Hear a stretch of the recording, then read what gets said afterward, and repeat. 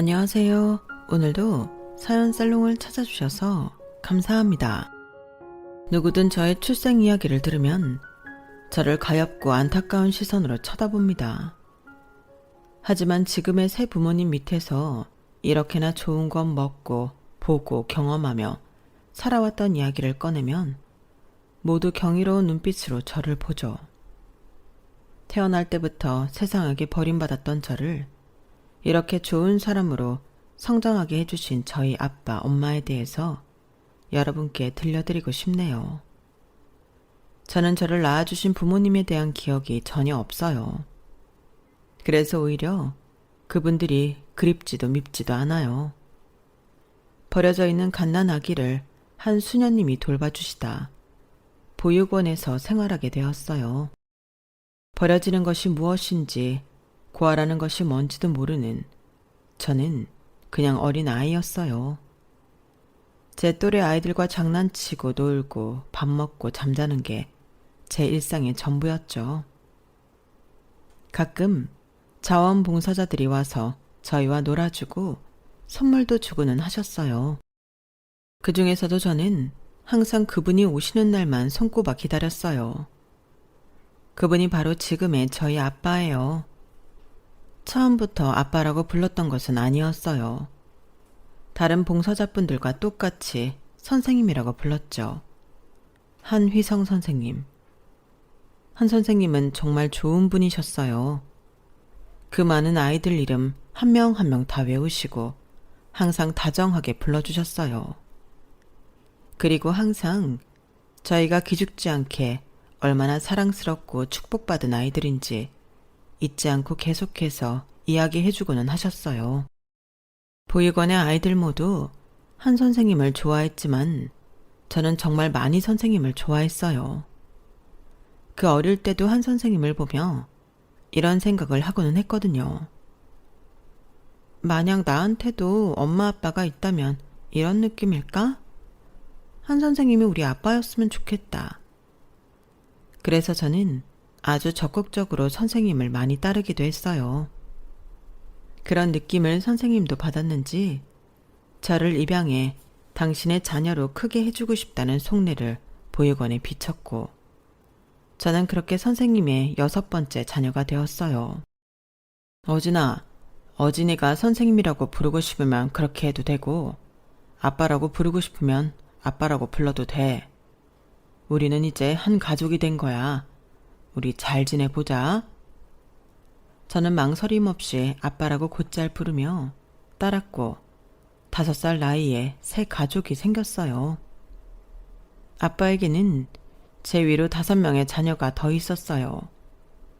첫째 오빠와 둘째 언니는 아빠가 낳은 친자식이었고 셋째 언니, 넷째 오빠, 5째 오빠, 그리고 막내인 저까지 모두 보육원이나 고아원에서 입양해온 자식들이었죠. 갑자기 생긴 대가족에 저는 다가가기 망설였지만 천성이 착한 첫째 오빠와 둘째 언니가 집에 잘 적응할 수 있도록 많이 도와줬어요. 어진아, 괜찮아. 지금은 낯설겠지만 우리 모두 가족이야. 만약에 힘들거나 불편한 것 있으면 언제든 얘기해. 알았지?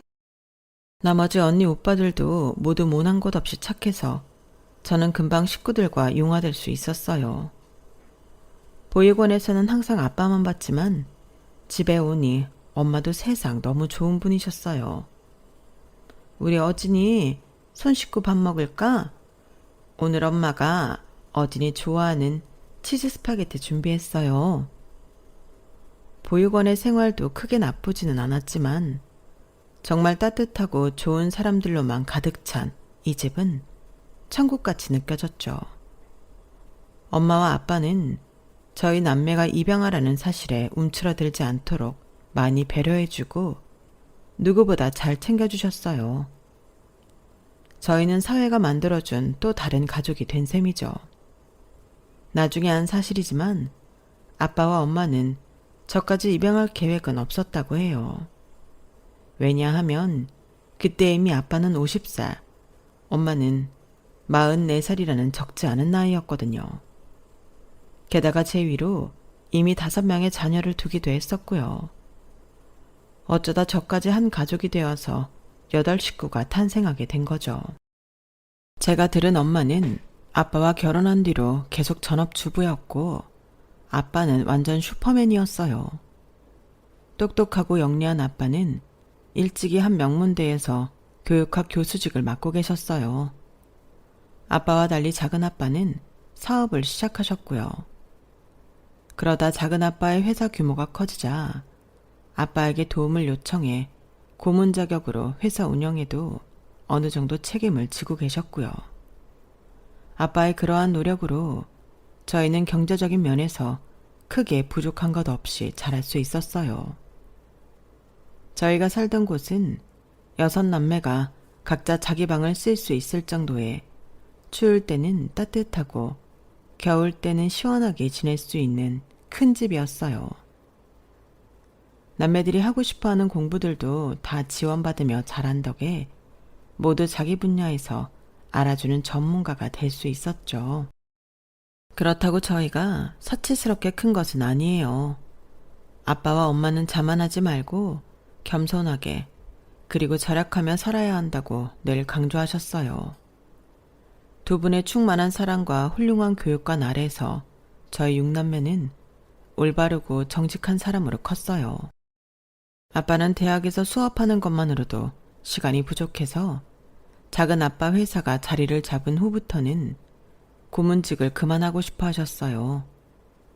하지만 실행력은 좋지만 운영 능력이 조금 뒤처졌던 작은 아빠는 아빠에게 계속 도움을 요청했어요. 결국 아빠는 건강이 나빠지고 나서야 이 모든 일에서 손을 뗄 수가 있었어요. 하지만 더 슬픈 일은 교수 일도 더 이상 할 수 없을 정도로 몸이 나빠지고 말았던 거예요. 막내인 제가 대학을 막 졸업할 때쯤 아빠는 희귀암 선고를 받았어요. 게다가 치료 도중 약물 부작용으로 시력까지 거의 잃고 말았어요.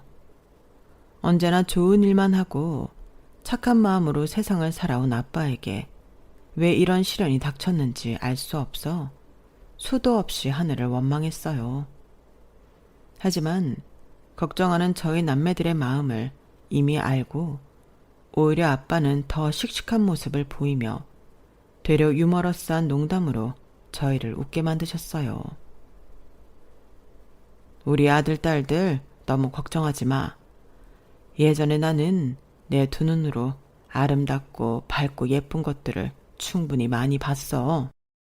이제는 눈이 좀 쉴 때가 되어서 내 눈이 알아서 불을 끈 거니까 그렇게 상심하지 않아도 돼. 안 보이면 안 보이는 대로 고요하고 차분한 세상이 느껴진단다. 아빠는 지금 괜찮아. 그래도 불행 중 다행인 일도 하나 있었어요. 아빠가 시력은 잃었지만 암의 진행이 생각보다 느리고 약해 꾸준히 치료와 검사만 받으면 오래 살 수 있다는 것이었어요. 우리는 그것에라도 감사하며 시간이 날 때마다 아빠와 더 많은 시간을 보내기 위해 노력했어요. 작은 아빠는 아빠의 병원이 모두 자기 때문이라고 탓하며 술만 드시면 언제나 미안하다고 사과를 하러 오시고는 했어요. 형, 미안해. 나 때문에 이렇게 못된 암도 걸리고 앞도 못 보게 되고 내가 죽일 놈이야. 내가 정말 미안해. 진성아, 뭐가 미안해. 그런 말 하지 마. 형이 회사 일 이제 발 빼고 싶다고 했을 때 내가 그냥 놔줄걸. 학교 일만으로도 힘들고 바쁠 텐데 이 못난 동생 때문에 회사 일까지 맡아주느라고. 그때 형한테 징징거리면서 계속 도와달라고 했던 거 정말 미안해. 형이 다 나 때문에 스트레스 받아서 이렇게 아픈 거야. 야마, 아니라니까. 나도 회사 고문일 하면서 많이 배웠고 즐거웠어. 그리고 회사가 이렇게 크게 성장하는데 내가 조금이라도 기여를 했다고 해주니 더 기뻐. 진성이 너 때문이 아니고 그냥 내가 병이 올 차례였던 거야. 미안해하지 마. 작은 아빠는 마음의 짐을 조금이라도 덜고 싶다며 엄마와 아빠가 평생 놀고 먹어도 남을 만큼의 현금 재산을 챙겨주었고, 그 외에도 건물, 아파트, 땅 등을 엄마, 아빠 앞으로 여럿 남겨주었어요. 그 돈을 모두 합치면 저희 6남매가 결혼해서 자식을 낳고 또 그 자식들한테까지 혜택이 갈 수 있을 정도로 많았어요. 하지만 우리 남매 중 그 누구도 아빠 엄마의 재산을 탐내지 않았고 아빠의 건강만 다들 염려할 뿐이었어요. 아빠가 학교를 나갈 수 없게 된 후로 많은 제자들이 직접 찾아오고는 했어요. 제자분들 중에는 아빠처럼 교육자의 길을 걷거나 다른 분야에서도 이름을 알린 분들도 많았어요. 그 중에서 매년 인사를 오시는 박광군 선생님도 계셨어요. 아빠를 진심으로 존경하고 따랐던 제자 중 한 분이었는데 아빠와는 아주 각별한 인연이 있기도 했죠. 아빠는 저를 입양하고도 꽤 오랫동안 주기적으로 보육원에 방문해 아이들과 시간을 보내고는 했어요. 그때 안타깝게도 어린 자녀를 사고로 잃은 박 선생님이 어지러운 마음에 교수님인 아빠를 따라 함께 봉사를 다녔다고 해요. 그리고 저를 포함해 이미 4명이나 입양을 한 아빠를 보며 박 선생님 부부 역시 다른 고아원에서 아이 둘을 입양하기로 결심했다고 해요. 박 선생님 말에 의하면 입양 결정에 대해 당시 아빠는 굉장히 단호하고 날카롭게 말씀했다고 하더군요. 박군, 쟤네 아이가 죽었다고 저 아이들을 대체품으로 입양하는 거면 난 절대로 반댈세. 저 아이들 자체로 사랑해주고 품어줄 자신이 있다면 데려가고 그냥 내가 애들 입양한 것이 쉬워 보여서 그런 것이라면 그 결심을 빨리 거두게나. 아닙니다. 교수님이 내 아이나 입양한 것을 보고 용기를 얻은 것은 부정하지 않겠습니다. 하지만 죽은 우리 아이의 대체용으로 생각해 데려가는 것은 절대 아닙니다. 제 친자식보다 더 사랑하고 정성을 다해 기르고 싶습니다.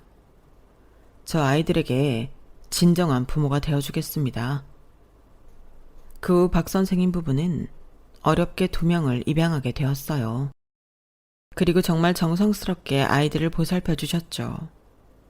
2 아이 모두 공부를 좋아하고 영리해서 박 선생님이 일찍이 해외를 보내 공부를 시키느라 저 역시 만나본 적은 없지만 서로에 대한 이야기는 많이 들었어요. 안녕하세요, 박 선생님. 어진아, 오랜만이구나. 잘 지내셨어요? 나야 뭐 늘 잘 지내지. 얼마 전에 첫째가 또 미국에 오라고 그래서 다녀왔어. 정말요? 완전 좋으시겠다. 성공한 딸들이 뭐 1년에 수도 없이 미국 와서 쉬면서 여행하시라고 효도도 하고. 저도 아빠만 건강하시면 없고 어디든 다닐 수 있을 것 같아요. 녀석 참 말도 이쁘게 하네. 큰애는 얼마 전에 거기서 결혼했어. 그 친구도 미국에 와서 자리 잡은 지 꽤 된 모양이더라고. 둘째는 계속 미국에 있다가 얼마 전에 스카웃돼서 영국으로 건너갔어. 우와, 선생님 딸들 진짜 대단해요. 얼마나 행복하세요. 내가 뭐 해준 거 있나. 다 자기들이 알아서 잘한 거지. 박군 자네도 최선을 다했지. 예전에 자네가 아이들 입양하겠다고 대뜸 말했을 때 내가 모질게 말했던 거 사과함세. 아닙니다, 선생님. 선생님 덕분에 제가 아이들을 거둘 용기가 생겼던 것은 맞는걸요. 그리고 선생님이 염려하셨던 부분도 저 다 이해합니다. 혹시라도 먼저 간 우리 아이 생각에 책임감 없이 입양했다가 모두에게 안 좋은 결과를 가져올까 걱정하셨던 것이잖아요. 저도 이제 나이가 60입니다. 선생님 마음 다 알고 말고요. 애들이 그렇게 훌륭하게 커주니 더 바랄 게 없겠구만. 한국에서 자주 보지 못해서 아쉽기는 하겠어. 네, 아쉽기는 하지만 뭐 어디서든 애들이 행복하다면 다 좋습니다. 박 선생님은 교육학을 배우다가 나중에 심리학 쪽으로 더 심도 있게 공부를 하셔서 당신이 졸업한 모교의 강단에 서시는 분이었어요. 똑같이 대학 교수가 되었다는 것에 용기 있게 새로운 가족을 읽었다는 면에서 참 아빠와 닮은 점이 많으셨죠. 박 선생님이 정말 훌륭하신 분이라 두 사람 모두 그렇게 잘 큰 거예요.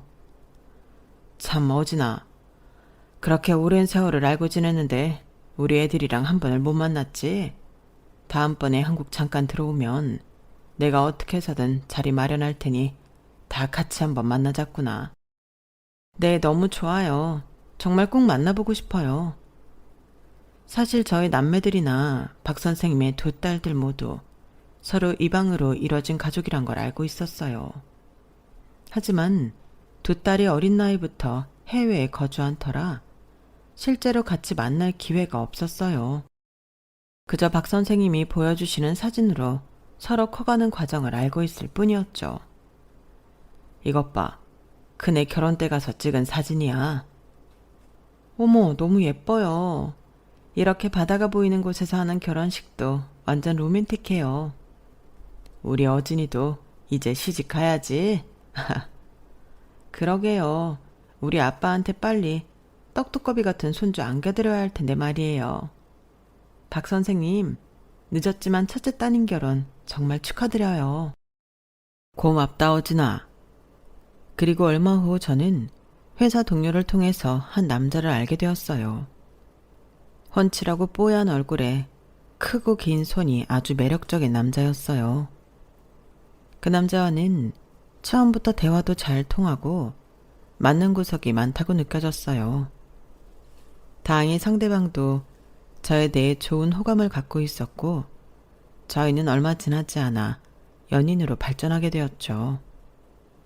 남자친구는 배려심 많고 좋은 사람이었어요. 그와 함께 있으면 항상 즐겁고 의지가 되었죠. 그래서인지 저는 그에게 제 가족 배경에 대해 숨기고 싶지 않았어요. 제 입양 사실과 남매들의 이야기를 했을 때 오히려 그는 제게 이렇게 말하더군요. 와, 아버님이랑 어머님이 정말 훌륭하신 분들이구나. 쉽지 않았을 텐데 너무 대단하시다. 그리고 너무 감사하네. 두 분 덕분에 이렇게 우리 어진이를 만나게 됐잖아. 어진이 부모님 빨리 만나보고 싶어. 좋아. 다음에 같이 인사드리러 가자. 근데 어진아, 나 궁금한 게 있어. 뭔데? 어릴 때 입양되었으면 지금 아빠 성으로 바꿀 수도 있었을 텐데 왜 아직도 이 어진으로 사는 거야? 둘째 언니부터 두 오빠들 그리고 나까지 우리는 모두 성씨가 달라. 그건 아빠 뜻이기도 했어. 아버님이? 우리는 이렇게 만나 한 가족이 되었지만 다른 한편으로는 우리의 뿌리를 잊지 말라고. 아빠 성으로 바꾸는 것보다 우리가 각자 주체적이고 소중한 사람이라는 걸 잊지 말라고 그러셨어. 우리가 입양으로 이루어진 가족이라는 걸 식구들 중 어느 누구도 창피해야 하지 않아. 어디 가서든 당당하게 말해. 우리는 이렇게 두 번째로 이뤄진 식구라고. 그렇구나. 들으면 들을수록 아버님이 진짜 멋진 분이신 것 같아. 우리가 억지로 아빠의 한시성을 맞추는 건 원하지 않으셨던 것 같아. 정말 쉽지 않은 일이셨을 텐데 존경스러워. 우리 아빠랑 엄마 정말 좋아. 하지만 모든 일이 다 그렇게 순조롭게 흘러간 것은 아니었어요. 어진아, 나 사실 너한테 말할 게 있어. 말해봐. 뭔데? 우리 엄마는 나랑 생각이 좀 다를 수도 있어서 미리 말해두는 게 좋을 것 같아. 엄마는 학벌, 출신, 명예 이런 것들을 좀 중요하게 생각하는 분이야. 나는 네 가족이 어떻게 이루어졌든 하나도 상관없지만 엄마는 조금 삐뚤게 보실 수도 있어. 혹시 그런 일이 생기더라도 내가 최대한 막을게.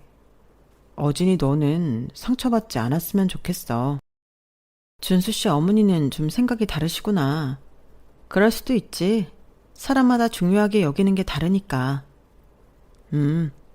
그래서 내가 일찍이 집에서 독립한 이유도 바로 그런 거였어. 엄마랑 내가 사람을 보는 기준에서 너무 충돌이 많아서 많이 힘들었거든. 그랬구나. 미리 말해줘서 고마워.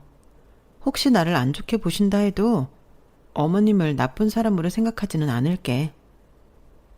이해해줘서 고마워. 남자친구와 저 둘 다 30대이기도 하고 많이 좋아해 서로 결혼을 원하고 있었어요. 가족들에게 남자친구에 대한 이야기를 전하고 정식으로 집에 인사를 오게 되었어요. 안녕하세요. 어진이 남자친구 고준수입니다. 반가워요. 어진이한테 말 많이 들었어요. 실제로 보니 훨씬 더 잘생겼네요. 내가 지금 몸이 좀 불편해서 앉아서 인사를 다 하네요. 미안해요. 이해해줘요. 아닙니다, 아버님. 지금 치료 중에 계시다는 말은 들었습니다. 얼른 쾌차하셨으면 좋겠습니다. 최근에 허리와 다리 상태도 안 좋아진 아빠는 휠체어 생활을 했어요.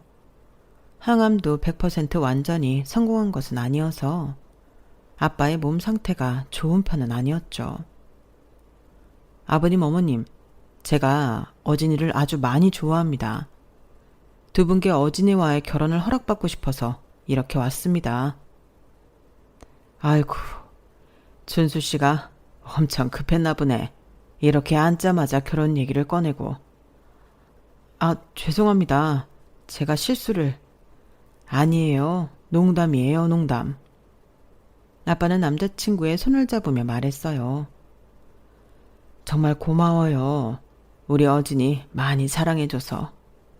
어진이 잘 부탁할게요. 그럼 허락해 주시는 건가요? 감사합니다. 감사합니다. 많이 아끼고 사랑해 주겠습니다. 아빠와 엄마는 남자친구의 듬직하고 믿음직스러운 모습에 안심이 된 것 같았어요. 엄마는 제 손을 잡고 눈물까지 글썽이셨어요. 우리 딸이 언제 이렇게 커서 시집을 다 간다고. 잘 커져서 고마워, 어진아. 엄마, 그게 무슨 말이에요? 다 엄마랑 아빠 덕분에 제가 지금 있는 거잖아요. 잘 키워주셔서 정말 감사합니다. 남자친구가 인사 온 그날 우리 모두 기분이 너무 좋아 남매들과 다 같이 술도 한잔하고 노래방까지 가서 신나게 놀았어요.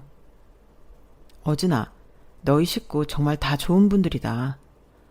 나도 아주 오랜만에 이런 가족의 정을 느낀 것 같아. 우리 집은 들어가기만 해도 정적이 대부분인데. 우리가 결혼하면 우리가 또 새로운 가족이 되는 거잖아. 내가 잘할게. 고마워, 어진아. 며칠 뒤 저는 남자친구 집에 인사를 가기로 했어요. 남자친구에게 사전에 들은 어머니의 정보도 있고 해서 조금 긴장이 되더군요. 저희 왔어요, 엄마. 그래. 들어와요. 안녕하세요. 이어진입니다. 서글서글한 인상의 남자친구와는 다르게 매서운 눈매를 가진 그의 어머니의 시선이 머리부터 발끝까지 하나하나 다 꽂히는 것이 느껴졌어요. 이렇게 초대해 주셔서 감사합니다. 초대? 준수가 소개시켜줄 사람이 있다고 해서 부른 거긴 한데 우리 애랑 결혼을 생각하고 있는 사이라고? 네, 서로 많이 좋아하고 있습니다. 예쁘게 봐주시면 좋겠습니다. 예쁘게 보고 안 보고는 좀 더 들어봐야 할 것 같고. 엄마! 남자친구는 계속해서 어머니에게 말조심을 부탁하며 안절부절을 했어요. 하지만 어머니는 신경 쓰지 않는 듯 계속해서 질문을 이어가더군요. 내가 말을 좀 놔도 되죠?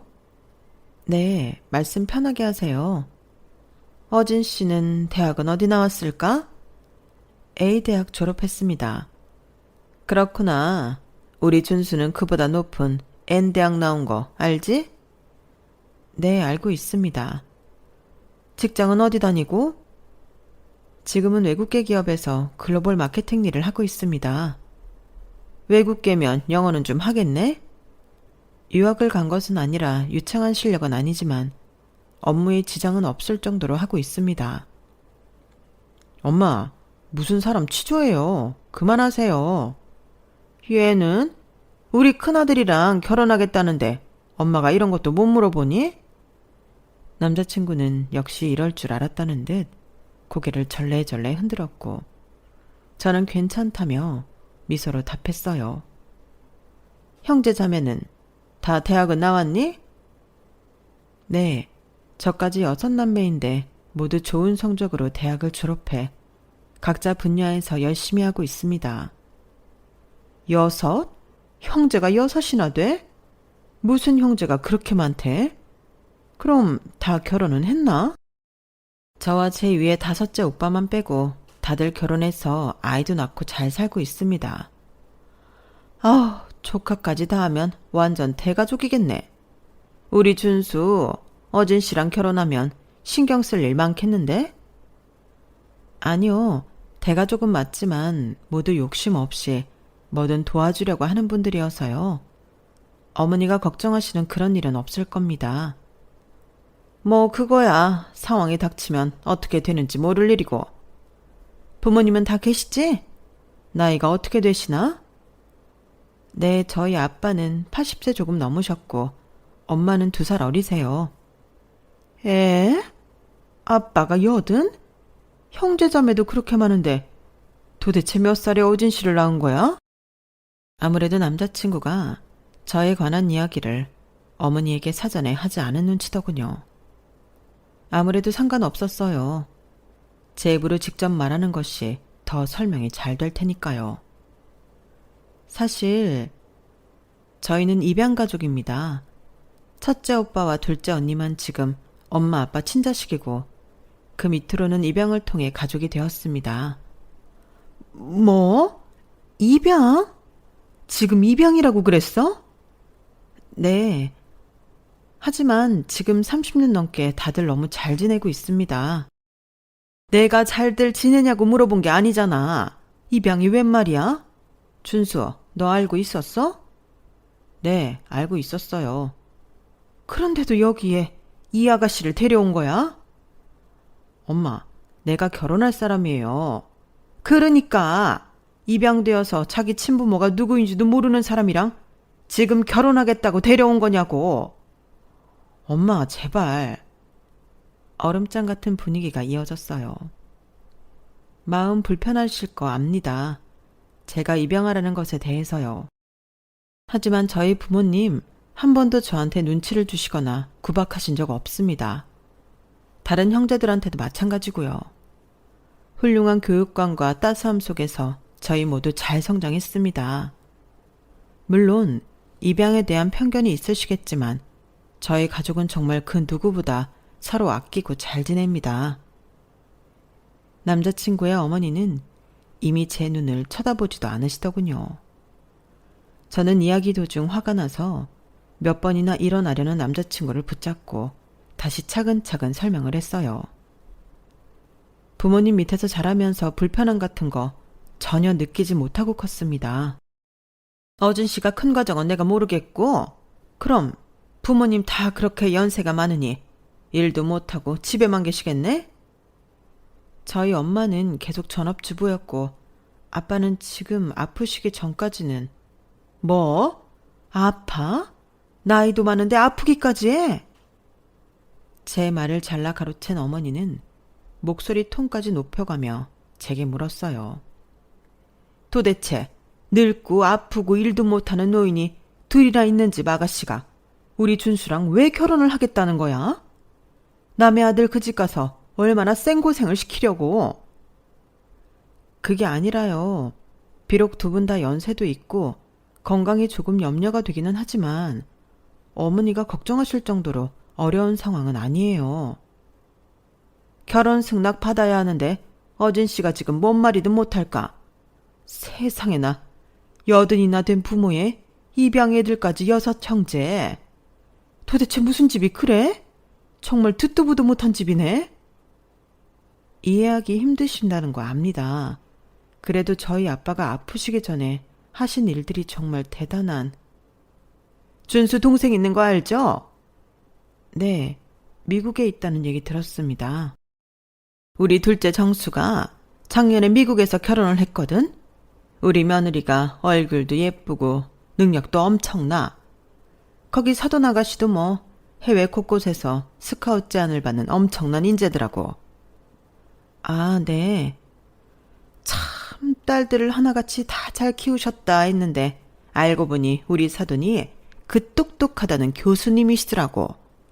방송국에서도 출연 한번 해달라고 사정을 하고 책도 내신 아주 유명한 심리학 박사이면서 교수님. 하나를 보면 열을 안다고. 아버지가 그렇게 훌륭한 분인데 그 밑에서 이상한 돌연변이가 나올 수 있겠냐는 말이야. 그런데 어진 씨네는 뭐? 80살? 거기에 병치레까지? 입양 형제들? 내가 이런 결혼을 시키려고 우리 준수 그렇게 열심히 키운 거 아니야? 어진 씨도 나중에 자식 낳아보면 알 거야. 어느 엄마가 자기 아들을 어진 씨 같은 집에 보내고 싶겠나? 밥도 안 먹었는데 가슴이 꽉 하고 얹힌 것 같네. 엄마, 사람 말을 끝까지 들어봐. 어진이네 부모님은 됐어. 고준수 너. 이 결혼할 거면 엄마랑 영 끊고 사는 건 줄 알아. 뭐 하나 마음에 드는 구석이 있어야 말이지. 난 방에 들어갈란다. 그렇게 제 말도 남자친구 말도 끝까지 들을 생각이 없는 어머니는 찬바람이 불도록 쌩하니 방문을 세게 닫고 들어가시더군요. 남자친구는 화가 나 얼굴이 울그락불그락 해지고 말았어요. 당장 문이라도 부술 기세에 저는 남자친구를 데리고 그냥 그 집에서 조용히 나왔어요. 어진아, 미안해. 아무리 생각해도 엄마가 진짜 너무 심한 것 같아. 뭐 말이라도 들을 생각을 해야 말이지. 나중에 어머니도 좀 진정하시면 다시 말씀드리자. 그냥 지금은 입양 80살 환자 이런 단어에 꽂히셔서 아무것도 귀에 안 들어오시는 것 같아. 너희 아버님 어머님이 얼마나 좋은 분들인데. 우선 준수 씨도 좀 진정해. 시간을 두고 천천히 말씀드리자. 나도 마음 문을 여실 수 있도록 차근차근 다가갈게. 남자친구는 미안하다며 눈물까지 보이더군요. 저는 오히려 괜찮다고 그를 다독였지만 저 역시 속상하기는 마찬가지였죠. 며칠 뒤 남자친구가 다시 한번 어머니를 찾아가 제 집안 사정에 대해서 말을 했다고 하더군요. 엄마, 어진이네 집 그냥 보이는 게 다가 아니야. 어진의 아버지도 유명한 교수님이셨어. 어진이 작은아빠가 사업한다고 해서 그 회사 일도 봐주신 적 있고 아이들 봉사 다니시다가 입양 결정도 하셨던 거고 비록 늦은 나이에 어린이를 자식으로 삼으셨지만 정말 사랑이 얼마나 가득한 분인데 연세가 80이 넘었으면 멀쩡한 사람도 아픈 게 당연한데 어진의 아버지는 긍정적인 분이라 그나마 지금까지 버티고 계시는 거야. 엄마는 왜 어진이 말은 하나도 들을 생각을 안 하고 인사온 사람을 그렇게 무안줘? 어머니는 남자친구의 이야기를 가만히 다 듣더니 과거에 교수였다는 말에 살짝 움찔했다고 하더군요. 결국 한 방에 오케이 사인이 떨어진 것은 아니지만 정말 어렵게 남자친구 쪽에서도 결혼하려는 답을 얻었어요. 여기까지 오는 과정에 남자친구는 실제로 어머니와 손절하고 살겠다며 실랑이도 했었고 저희 가족 앞에서 무릎을 꿇며 죄송하다고 사과하는 등 많은 사건이 있었죠. 어쨌든 우여곡절 끝에 우리의 상견례 날이 되었고 저보다 엄마 아빠가 더 떨고 계시더군요. 벌써 시집장가 보낸 애들이 넷이나 되는데 왜 이렇게 어진이 상견례가 유독 긴장이 되지? 당신은 안 그래? 나도 그래. 여기까지 오기까지 너무 힘들어서 그랬나. 아휴, 만나지도 않았는데 벌써 지치는 느낌이야. 오늘 괜찮겠지? 오늘이 문제야. 고서방은 너무 좋은데 시어머니 자리가 저래서 괜히 우리 어진이 가서 고생만 하는 거 아닌가 몰라. 우선 잡은 약속이니까 오늘 가서 다시 한번 우리가 잘 봅시다. 이를 갈고 상견례에 나온 건 엄마 아빠도 마찬가지였어요. 사실 남자친구만 아니었으면 내 딸이 더 아까우니 당장 때려치우라고 했을 결혼이지만 남자친구가 워낙 우리에게 잘해 여기까지 온 거라고 봐도 모방했거든요. 상견례 장소에 도착하기 전 남자친구에게 전화가 걸려왔어요.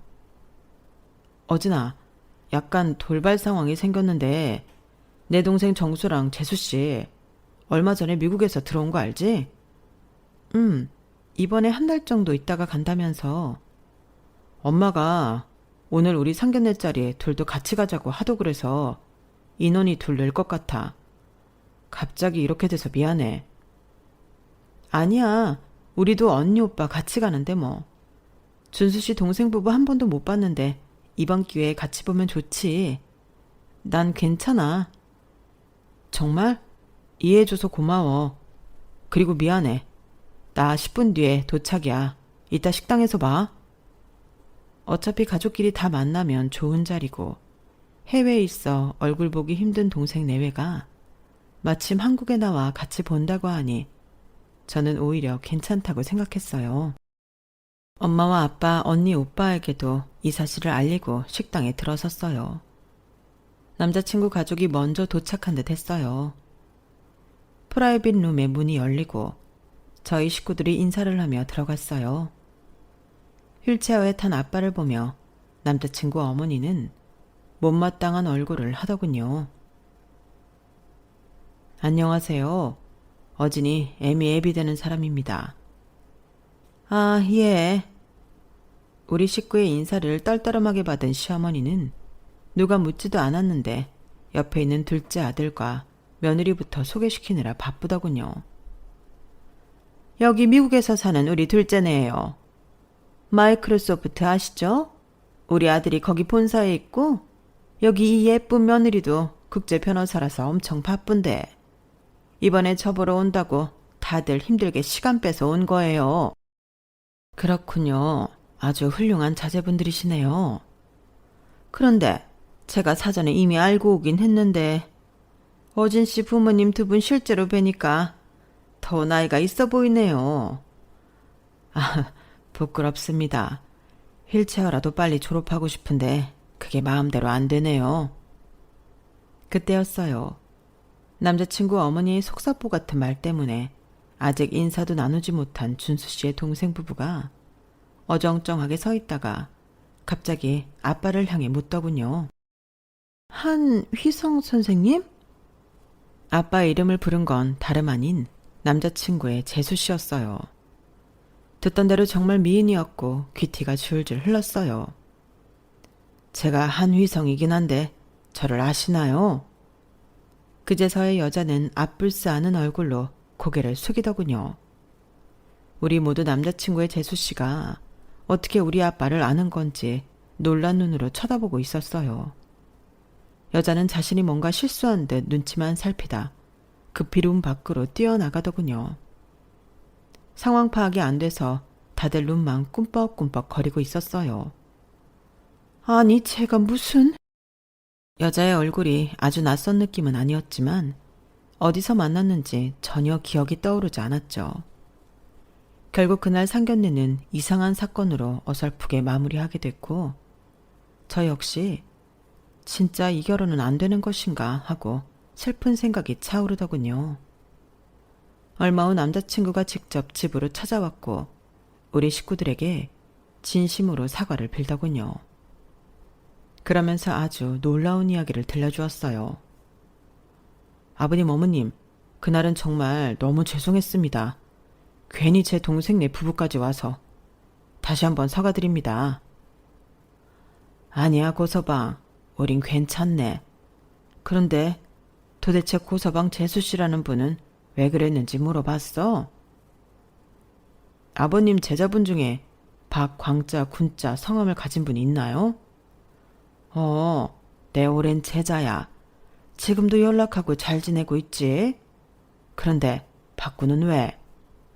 저희도 이번에 알았습니다. 재수 씨가 입양아라는 사실을요. 입양아? 준수 씨, 그게 무슨 말이야? 박 선생님은 또 어떻게 알고? 재수 씨가 박광곤이라는 분의 큰딸이야. 이름은 박선하고 동생은 박현아로 같이 입양되었다고 하더라고. 뭐? 그럼 박군 딸이 고서방 재수 씨였단 말이야? 세상에 이런 우연이? 생각해보니 박 선생님의 두 딸을 사진으로만 봤지 실제로 본 건 처음이라서 한눈에 알아볼 수 없었던 거예요. 박 선생님이 틈만 나면 딸들에게 아빠 사진을 보여주며 당신의 은인이고 저에 대해서도 이야기해줬던 것이에요. 아빠가 눈에 익은 선아 씨는 자신도 모르게 아빠의 이름을 불렀던 거죠. 더 큰 문제는 본인이 박 선생님에게 입양된 것임을 비밀로 하고 있었던 거예요. 박 선생님은 두 딸을 입양한 사실을 알리고 싶었으나 자녀들이, 특히 큰딸인 선아 씨는 마침 박 선생님과 성씨도 같고 해서 자신의 과거를 알리기 싫어했다는 것이죠. 하지만 사진에서 많이 본 아빠의 이름을 자기도 모르게 불렀고 아차 싶어 황급히 자리를 뜬 거예요. 자신이 입양하라는 것을 남자친구의 어머니를 포함해 남편에게도 말하지 않았던 것이에요. 그러다 어느 날 갑자기 들켜버리자 쏜살같이 어쩔 줄 모르고 식당을 뛰쳐나갔던 거죠. 만나보고 싶었던 박 선생님의 딸을 그런 자리에서 만나게 될 줄은 꿈에도 몰랐죠. 며칠 뒤 선아 씨와 박 선생님이 미안한 얼굴로 집을 찾아왔어요. 선생님, 어진아, 미안하구나. 우리 선아 때문에 그날 곤란했다고 말은 들었다. 정말 죄송합니다, 선생님.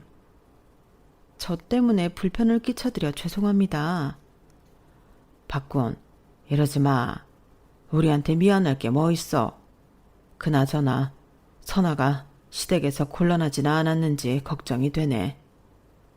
네, 시댁에서도 제 사정을 이해해 주시고 제 사과까지 모두 받아주셨어요.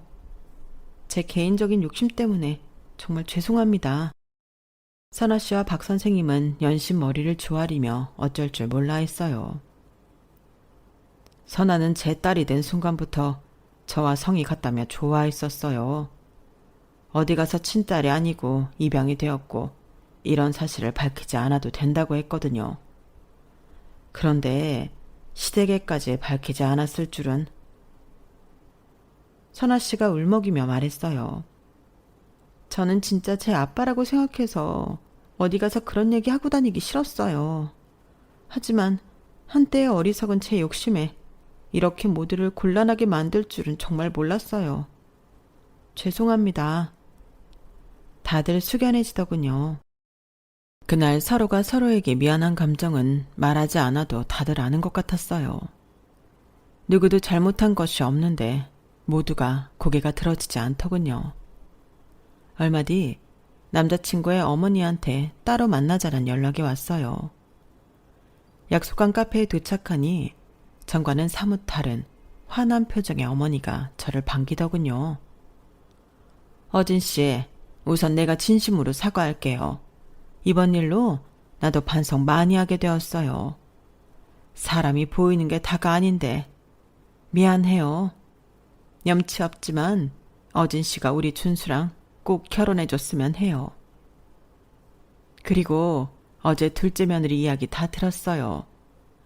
이제라도 그렇게 알게 된 것에 감사하며 우리는 둘째도 모두 받아들이기로 했어요. 전에 보였던 제 우억스러운 모습 잊어줘요. 앞으로 내가 어진 씨한테 더 잘해줄게요.